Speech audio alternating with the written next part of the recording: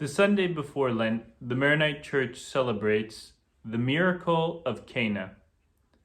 This is why we call this Sunday the entrance into Lent.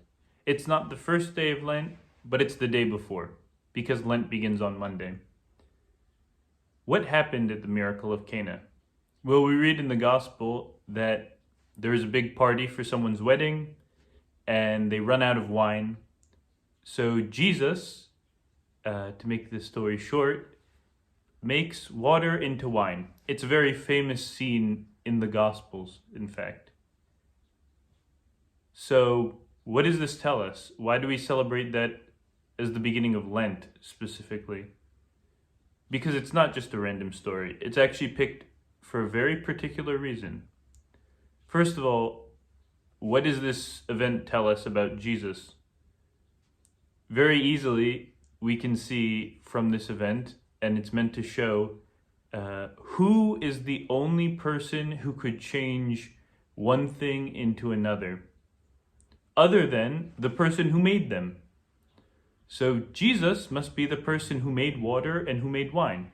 It's a very clear sign that he's God. God made water and wine.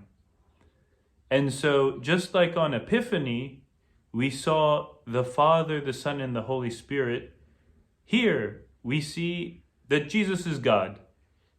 And it's specifically at this moment before Lent that we celebrate that Jesus is God, and he shows us this because this is the beginning of his public ministry. This is the beginning when he shows himself to the world who he is.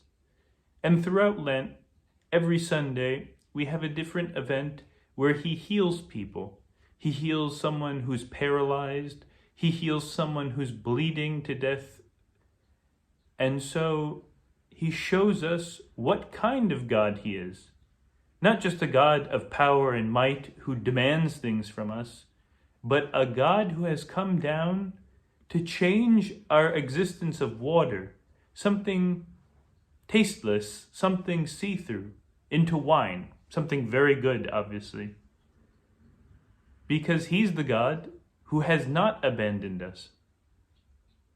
So why do we celebrate a party before a period of fasting? It seems counterintuitive. But it's to show us that Jesus is the real groom in this story. Not the groom who invited him to the party, who thought the party was about him, but Jesus is the real groom.